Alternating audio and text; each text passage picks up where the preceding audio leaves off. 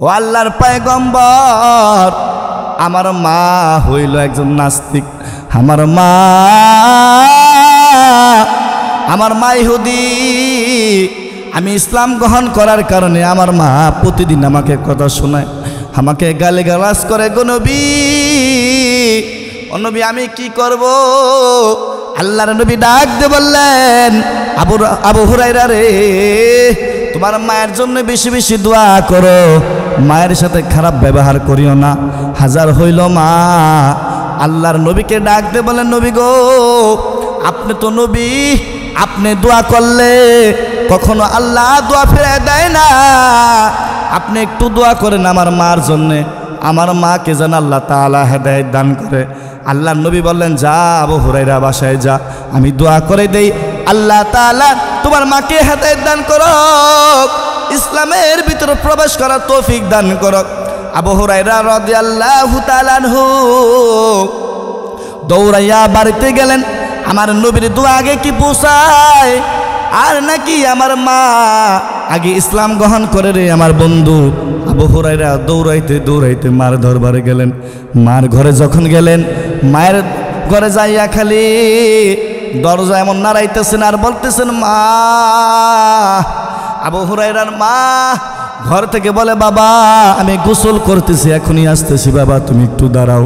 আবু হুরায়রা রাদিয়াল্লাহু তাআলা আনহুর মা দরজা খুলে বলে, বাবা রে, কি হয়েছে?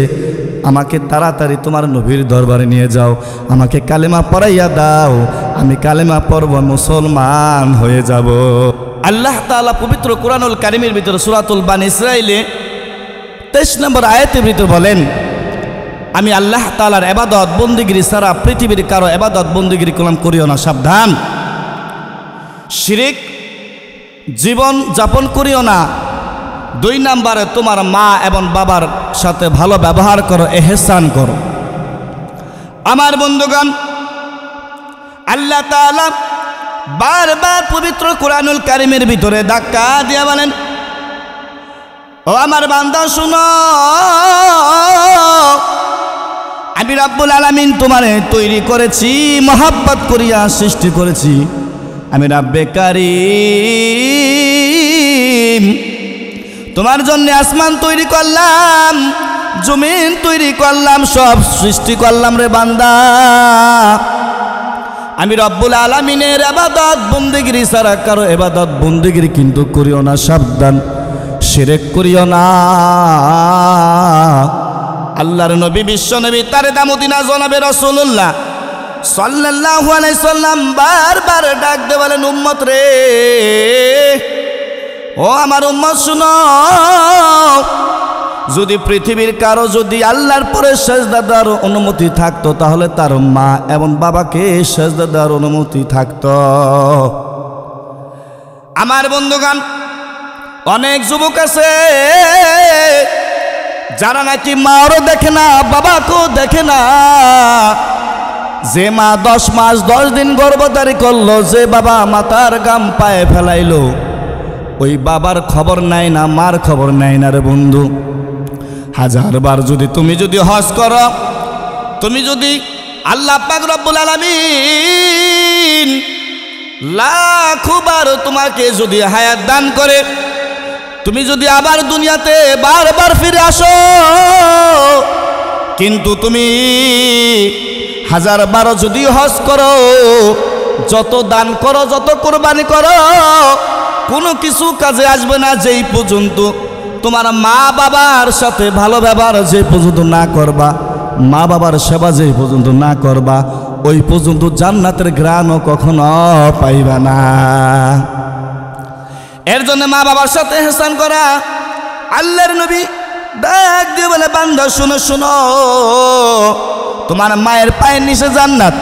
মুসলিম শরীফ হাদিসের ভিতরে বারবার ডাক দিয়ে বলেন, ও আমার উম্মত শুনো, আমি মুহাম্মদ সাল্লাল্লাহু আলাইহি সাল্লাম বাবাকে দেখি নাই। মা আমার মায়ের পেটে যখন আমি ছিলাম, আমার বাবা দুনিয়া থেকে বিদায় হয়ে গিয়েছেন। ও আমার উম্মত, আর যখন আমি দুনিয়া থেকে আসি, আসার পরে বাবাকে দেখি নাই, অল্প দিনে মাকে দেখেছি, মাকেও হারিয়েছি। ও আমার উম্মত গো, তোমাদের কত সৌভাগ্য। শোনো শোনো, যারা মাকে পাইলা, বাবাকে পাইলা, মা বাবার সেবা করবা, মা বাবার সাথে খারাপ ব্যবহার করিও না। আমার বন্ধুগণ, আল্লাহ রাসূল সাল্লাল্লাহু আলাইহি সাল্লাম বুখারী শরীফের ভিতরে, মুসলিম শরীফ হাদিসের ভিতরে বলেন, আবু দাউদ, তিরমিজি হাদিসের ভিতরে বারবার উম্মতদেরকে ডাক দিয়ে বলে, উম্মতরা শোনো, দুই লোক ধ্বংস হয়ে যাক। সাহাবায়ে কেরাম বারবার জিজ্ঞাসা করলেন, ইয়া রাসূলুল্লাহ, ইয়া হাবিবাল্লাহ, ও আল্লাহর নবী, দুই লোক কারা ধ্বংস হয়ে যাক? নবী আমার ডাক দিয়ে বললেন, শুনো তাহলে আমার সাহাবীরা শোনো। এক নাম্বারে যে নাকি মা এবং বাবাকে পাইল, মা এবং বাবাকে পাওয়ার পরে তারা সেবা যত্ন করতে পারল না, তারা ধ্বংস হয়ে যাক।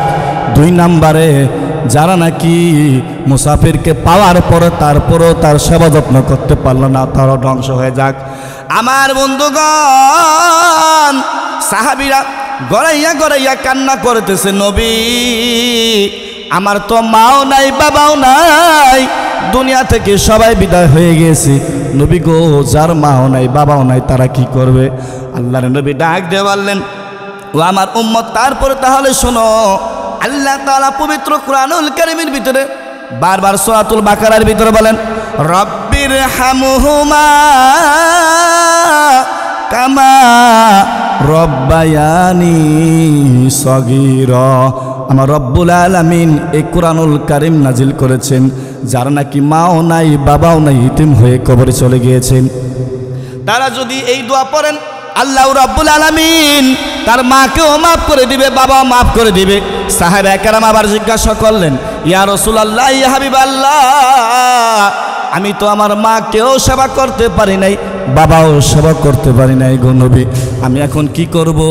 আল্লাহর নবী পয়গম্বর আরবি ডাক দিয়ে বারবার বলতেছেন, ও আমার সাহাবীরা শোনো, তাহলে এই যে রমজান মাসের সামনে এসে পড়েছেন, আল্লাহ তাআলা রমজান দিয়েছে তোমাদের জন্যে, এই রমজানে বেশি বেশি মা বাবার জন্যে দোয়া করো। আমার বন্ধুগণ, আপনারা ভালো করে জানেন একজন সাহাবী যে নাকি আল্লাহর নবী সাল্লাল্লাহু আলাইহি সাল্লামের কাছের একজন লোক ছিলেন, যার নাম ছিল আলকমা রাদিয়াল্লাহু তাআলা আনহু। আল্লাহর নবী মোহাব্বত করতেন, ভালোবাসতেন আলকমাকে। এই আলকমা মৃত্যুর শয্যা যখন সজ্জিত হয়ে যান, তখন তার মুখ দিয়ে কালিমা বের হয় না। হায় হায়, সাহাবীরা কান্নাকাটি, তার পরিবার কান্নাকাটি, সবাই কান্নাকাটি। ব্যাপার কি? আলকমার মুখ বেঁকা হয়ে গেল। আলকমা রাদিয়াল্লাহু তাআলা আনহুর মুখ দিয়ে কোনো শব্দ আসতেছে না, কালেমা বের হচ্ছে না। হায় হায়, আলকমার কি হবে? হায় হায়, আলকমার কি হবে? বেলাল রাদিয়াল্লাহু তাআলা আনহু দৌড়ায় চলে গেলেন, হাবিবে দুজাহান ও আল্লাহর হাবিব আলকমা রাদিয়াল্লাহু তাআলা আনহুর তো কালেমা বের হচ্ছে না মুখ দিয়ে, কি করা যায়? নবী আমার ডাক দিয়ে বললেন, ও আমার বেলাল,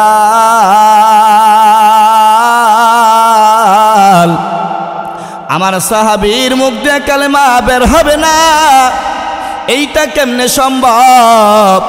বেলাল রে, তাড়াতাড়ি খোঁজ নাও, খবর নাও, আলকমার কে কে আছে, তার খোঁজ খবর দাও, আমার কাছে আসতে বলো, আমি তার সাথে পরামর্শ করব, কথা বলবো। এইবার হযরত বেলাল রাদিয়াল্লাহু তাআলা আনহু বলতেছেন, ইয়া রাসূলুল্লাহ, ইয়া হাবিবাল্লাহ, আলকমার বাবা অনেক আগে মারা গিয়েছেন, তার বাবা আছেন বৃদ্ধ মা, তার বৃদ্ধ মাকে খবর দিতে হবে। এইবার বেলাল রাদিয়াল্লাহু তাআলা আনহু দৌড়াইয়া আলকমার মার দরবারে চলে গেলেন। আলকমার মা আল্লাহর পয়গম্বর মুহাম্মদ সাল্লাল্লাহু আলাইহি সাল্লাম তোমাকে খবর জানিয়েছে, তুমি যদি যেতে পারো নবীর দরবারে তাহলে যাও, আর যদি না যেতে পারো আল্লাহর নবী মুহাম্মদ সাল্লাল্লাহু আলাইহি সাল্লাম তোমার দরবারে চলে আসবে। আলকমা রাদিয়াল্লাহু তাআলা আনহুর মা বলতেছেন, ও বেলাল, আল্লাহর নবী আমাকে বুঝিয়ে যেতে বলেছেন, আমার সৌভাগ্য কত, আমার সৌভাগ্য কত, আর আমি বসে থাকবো না, না আমি নবীর দরবার যাব। নবী কেন আসবে? আলকমার মা বৃদ্ধ মানুষ, আল্লাহর নবীর দরবার চলে গেলেন। আল্লাহর নবীর দরবার চলে যেয়ে বলতেছেন, নবী গো আমাকে ডেকেছেন, আপনাকে সালাম জানাই। ও আল্লাহর পয়গম্বর, আমার জীবন আমার সব কিছু আপনার কদমে সব কুরবান হয়ে যাক। ও আল্লাহর পয়গম্বর, আমার কত সৌভাগ্য আপনি আমাকে ডেকেছেন।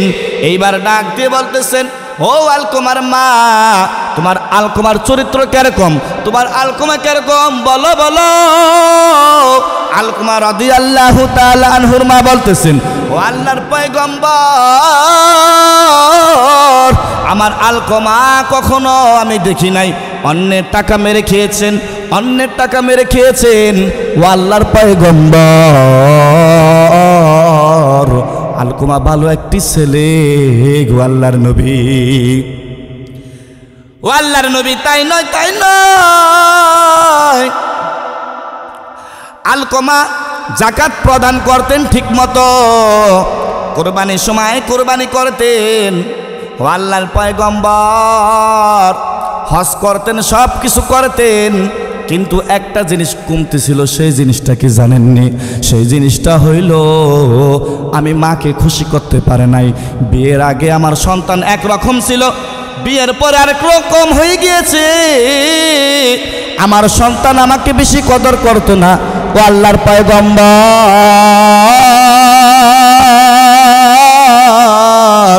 এই কারণে আমি মা বেজার।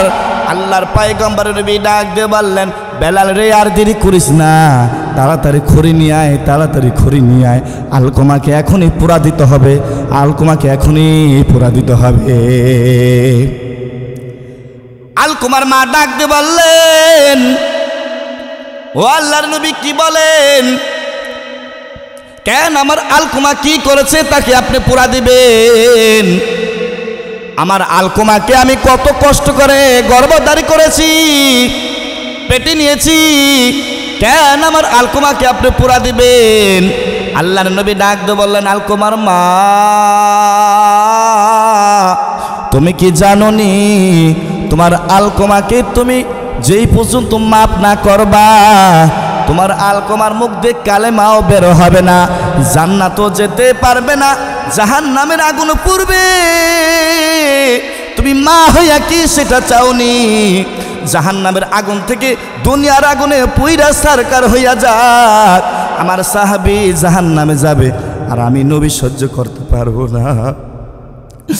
আল্লাহর নবীর এই কথা শুনি আলকমা রাদিয়াল্লাহু তাআলা আনহুর মা ডাক দিয়ে বলতেছেন, ও আল্লাহর পয়গম্বর, ওই আসমানের মালিককে আমি সাক্ষী রেখে বললাম, আল্লাহর ইজ্জতের কসম করে বলি, আমার আলকমাকে আমি মাফ করে দিয়েছি।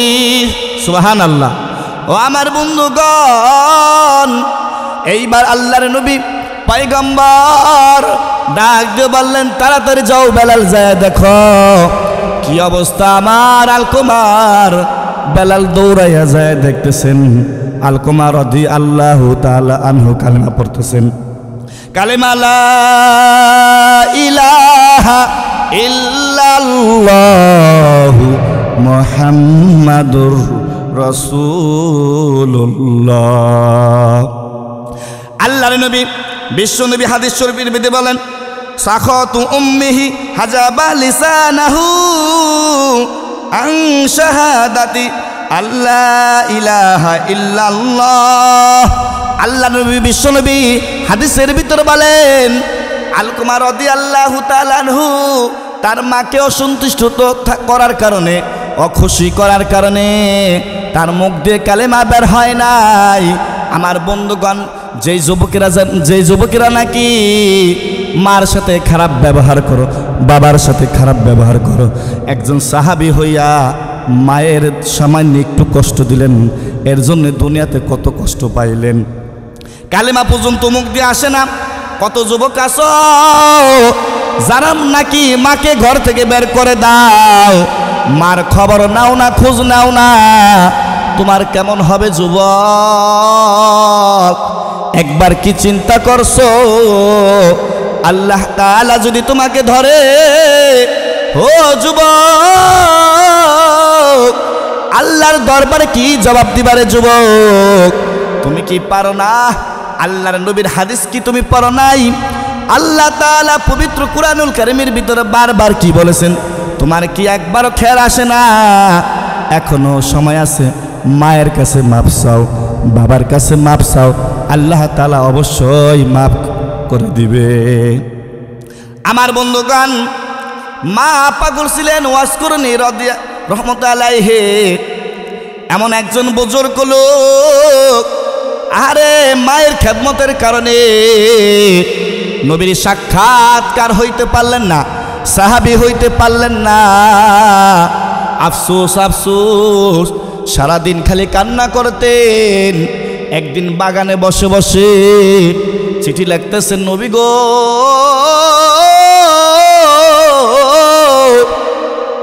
আমি আপনার আশিক, আমি আপনার পাগল গো নবী, আমি ওয়াজ করিনি, মায়ের সেবার কারণে আমি সাহাবী হইতে পারলাম না, আপনার সাথে সাক্ষাৎ করতে পারলাম না। আল্লাহর নবীকে এমন করে চিঠি লিখলেন, ভাঙ্গা ভাঙ্গা চিঠি লিখলেন, চোখের পানি দিয়া চিঠি লিখলেন।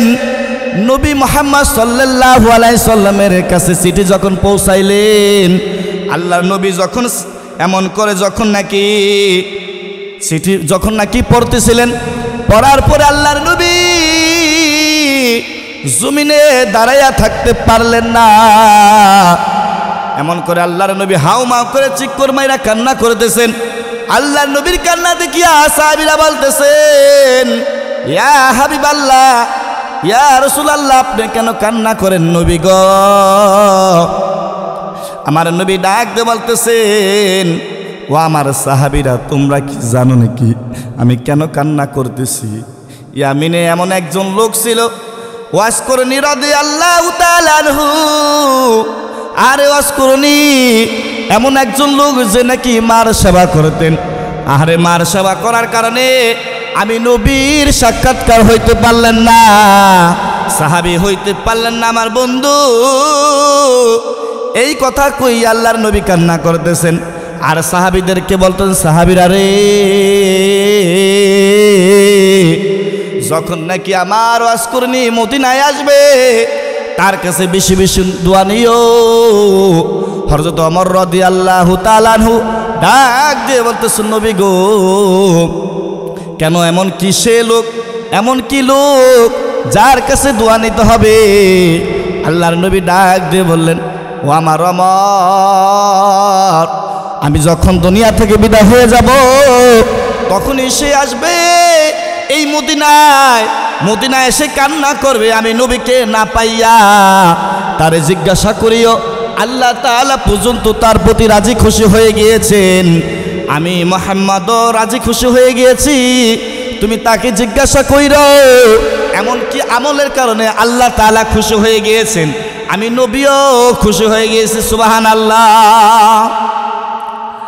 আমার বন্ধুগণ, আল্লাহর নবী মুহাম্মদ সাল্লাল্লাহু আলাইহি সাল্লাম দুনিয়া থেকে বিদায় হয়ে গেলেন। আল্লাহর নবী যখন নাকি দুনিয়া থেকে বিদায় হয়ে গেলেন, বিদায় হয়ে যাওয়ার পরে ওমর ফারুক রাদিয়াল্লাহু তাআলা আনহু প্রতিদিন খালি ইয়ামিন থেকে কাফেলা আসতেন, যখন নাকি জিজ্ঞাসা করতেন, এই নামে কি তোমাদের কেউ আছে? না না না, এই নামে আমাদের এখানে কেউ নাই, কেউ আসেনি। ওমর প্রতিদিন খালি দাঁড়িয়ে থাকতেন গাছের নিচে, কখন আসবে ওয়াসকরণীর দোয়া নেব। আল্লাহর নবী বলেছেন, সব সময় খালি দাঁড়াইয়া থাকতেন। আমার বন্ধুগণ, একদিন যখন নাকি ওয়াসকরণী যখন নাকি আসলেন মদিনায়, মদিনা আসার পরে ওমর রাদিয়াল্লাহু তাআলা আনহু জড়াইয়া দুইয়া কান্না করিয়া বলতেছেন, ওয়াসকরণী, তুমি কি ওয়াসকরণী? ডাক দিয়ে বলতেছেন, জি জি, আমি হইল ওয়াসকরণী। ব্যাপারটা কি? আপনি আমাকে কিভাবে চিনলেন, কিভাবে জানলেন? ডাক দিয়ে বলতেছেন, ভাই আল্লাহর নবী বিশ্ব নবী তোমার কথা বলেছেন, তোমার গায়ের কালার এমন হবে, তোমার নাক এমন হবে, তোমার চোখগুলো এমন হবে, তোমার ব্যবহার এমন হবে। ও আজ করেনি আল্লাহর নবী বলেছেন তুমি নাকি আল্লাহকে রাজি খুশি করেছো, নবীকে রাজি খুশি করেছো, এর জন্য নবী করিম সাল্লাল্লাহু আলাইহি সাল্লাম হাসরের ময়দানে দাঁড়িয়ে থাকবে তোমার জন্য। ওয়াজ করেনি চোখের পানি ফেলাইয়া কান্না করতেছেন আর বলতেছেন, আমার ভাই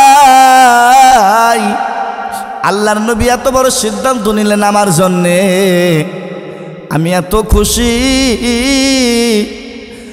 ওমর রাদিয়াল্লাহু তাআলা আনহু আরো বললেন, ওয়াজ করুনি রে তুমি জানো না আল্লাহর নবী আরো বলেছেন আল্লাহ তাআলা তোমার প্রতি রাজি খুশি হয়ে গিয়েছেন, আল্লাহ তাআলা তোমার প্রতি রাজি খুশি হয়ে গিয়েছেন।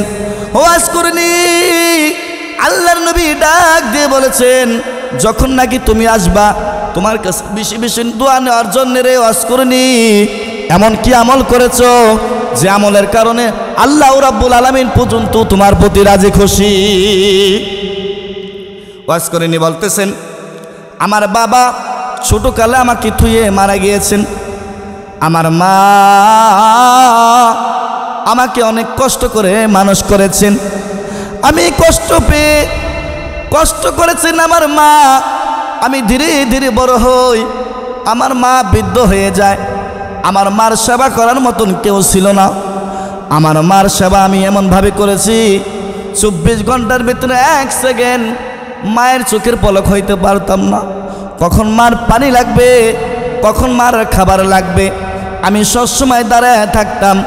একদিন আমি নবীর আশিক হইয়া নবীর জন্য একটি চিঠি পাঠাইলাম, নবী গো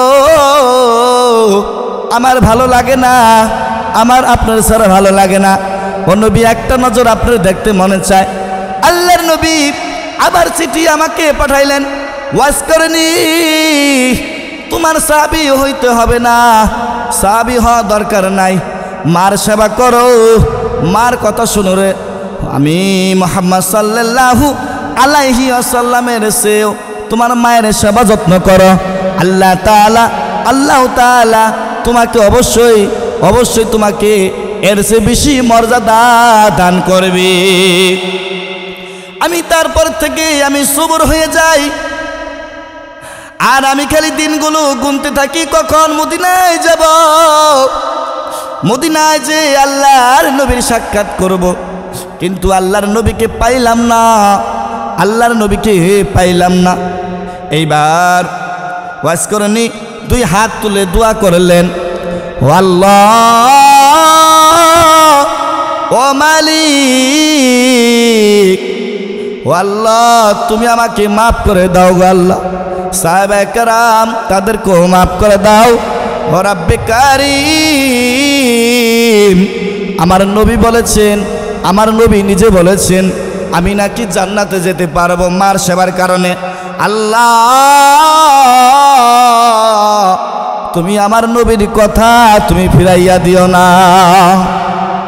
আমার বন্ধুগণ তাহলে বোঝা গেল কি একজন সাহাবী হওয়ার জন্যে পাগল ছিল, তারপরও সাহাবী হইলেন না মায়ের সেবা করার কারণে। আমার বন্ধুগণ মা এমন একটি জিনিস, মা এমন একটি শব্দ, আল্লাহ তাআলা জান্নাতি নাম, এই নাম পৃথিবীতে আর কখনো কোনো মানুষের নাম হতে পারে না। সাহাবায়ে কেরাম জিজ্ঞাসা করলেন, ইয়া রাসূলুল্লাহ ইয়া হাবিবাল্লাহ, ও আল্লাহর পয়গম্বর আমি সবচাইতে বেশি কদর করব কাকে? ডাক দিয়ে বারবার বলতেছেন তোমার মা, তোমার মা। 4 বারের বেলায় বাবার কথা বলা হয়েছে। আমার বন্ধুগণ রাসূল সাল্লাল্লাহু আলাইহি সাল্লাম মুসলিম শরীফ হাদিসের ভিতরে বলেন, ফাইনাল জান্নাতা তাহতা রিজলাইহা, তোমার মায়ের পায়ের নিচে জান্নাত। ও আমার উম্মতেরা মা বাবার কথা অবশ্যই শুনবা, মায়ের পায়ের নিচে জান্নাত। মায়ের মনে কষ্ট দিও না, মায়ের মনে যদি কষ্ট দাও আল্লাহর আরশ পর্যন্ত কেঁপে যাবে। এর জন্য মার কথা শুনতে হবে, বাবার কথা বেশি বেশি শুনতে হবে। মা বাবার মনে যারা কষ্ট দিয়েছ, এখনো সময় আছে, মা বাবার কাছে মাপ চাও, মা আমাকে মাফ করে দাও। আর যাদের মা বাবা নাই, দুনিয়া থেকে বিদায় হয়ে গিয়েছে, তারা বেশি বেশি করে দোয়া করবা, রমজান মাসে সদকা করবা, আল্লাহর কাছে বলবা, আল্লাহ আমার মাও নাই বাবা নাই, তুমি মাফ করে দাও। আমার বন্ধুগণ, অল্প একটু কথা বলে আমি শেষ করে দিব। আমাদের একজন সাহাবী, এমন আশারে মুবাশশারা একজন সাহাবী ছিলেন, তার নাম হইল আবু হুরায়রা রাদিয়াল্লাহু তাআলা আনহু। আরে তার মা ছিলেন একজন ইহুদি, তারপরও কখনো খারাপ ব্যবহার করতেন না। আবু হুরায়রা রাদিয়াল্লাহু তাআলা আনহু একজন আশারে মুবাশশারা সাহাবী, আল্লাহর নবীর দরবারে যে বলতেছেন, নবী গো, ও আল্লাহর পয়গম্বর, আমার মা হইল একজন নাস্তিক, আমার মা ইহুদি। আমি ইসলাম গ্রহণ করার কারণে আমার মা প্রতিদিন আমাকে কথা শোনায়, আমাকে গালিগালাজ করে। গো নবী, ও নবী, আমি কি করব? আল্লাহর নবী ডাক দিয়ে বললেন, আবু হুরায়রা রে, তোমার মায়ের জন্য বেশি বেশি দোয়া করো, মায়ের সাথে খারাপ ব্যবহার করিও না। হাজার হইল মা। আল্লাহর নবীকে ডাক দিয়ে বলেন, নবী গো, আপনি তো নবী, আপনি দোয়া করলে কখনো আল্লাহ দোয়া ফিরে দেয় না। আপনি একটু দোয়া করেন আমার মার জন্যে, আমার মাকে যেন আল্লাহ তাআলা হেদায়েত দান করে। আল্লাহর নবী বললেন, যা আবু হুরায়রা বাসায় যা, আমি দোয়া করে দেই, আল্লাহ তাআলা তোমার মাকে হেদায়েত দান করুক, ইসলামের ভিতরে প্রবেশ করার তৌফিক দান করুক। আবু হুরায়রা রাদিয়াল্লাহু তাআলা আনহু দৌড়াইয়া বাড়িতে গেলেন। আমার নবীর দোয়া আগে কি পৌঁছায়, আর নাকি আমার মা আগে ইসলাম গ্রহণ করে রে? আমার বন্ধু আবু হুরায়রা দৌড়াইতে দৌড়াইতে মার দরবারে গেলেন। মার ঘরে যখন গেলেন, মায়ের ঘরে যাইয়া খালি দরজা এমন নাড়াইতেছেন আর বলতেছেন, মা। আবু হুরায়রার মা ঘর থেকে বলে, বাবা আমি গোসল করতেছি, এখনই আসতেছি, বাবা তুমি একটু দাঁড়াও। আবু হুরায়রা রাদিয়াল্লাহু তাআলা আনহুর মা দরজা খুলিয়া বলে, বাবা রে, কি হয়েছে? আমাকে তাড়াতাড়ি তোমার নবীর দরবারে নিয়ে যাও, আমাকে কালেমা পড়াইয়া দাও, আমি কালেমা পড়ব, মুসলমান হয়ে যাব। তাহলে কি বোঝা গেল? মা এমন একটা জিনিস, রাসূল নিজে বলেছেন, মার সাথে খারাপ ব্যবহার করা নিষেধ, বাবার সাথে খারাপ ব্যবহার করা নিষেধ। এর জন্যে আমরা মা বাবার সাথে ভালো ব্যবহার করব। যারা নাকি মা বাবার সাথে খারাপ ব্যবহার করে কখনো বড় হইতে পারে না, কখনো ধনী হইতে পারে না। দুনিয়া তো লাঞ্ছিত, আখিরাত তো লাঞ্ছিত। আমার বন্ধুগণ, জীবনে অনেক মানুষ দেখেছি যারা নাকি লাঞ্ছিত হয়েছে, কোটি কোটি টাকার মালিক, সব ধ্বংস হয়ে গিয়েছে, কোনো কিছু নাই রে বন্ধু। এর জন্য মা বাবার সাথে ভালো ব্যবহার করতে হবে। আল্লাহ তাআলা আমাদেরকে আমল করা তৌফিক দান করুক, মা বাবার সাথে ভালো ব্যবহার করার তৌফিক দান করুক। আল্লাহ তাআলা যেন মা বাবার খেদমত করার তৌফিক দান করুক। আমরা যে ওয়াজ শুনেছি, যেই বয়ান শুনেছি, আমল করার তৌফিক দান করুক। আসসালামু আলাইকুম ওয়া রাহমাতুল্লাহি ওয়া বারাকাতুহু।